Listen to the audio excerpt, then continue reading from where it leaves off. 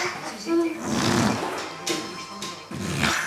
aan veel huizen gewerkt. 43 gezinnen wonen nog steeds in de zon. Sinds de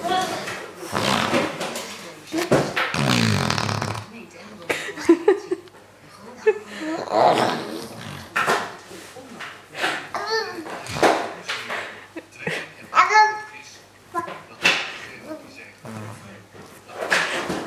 Ja.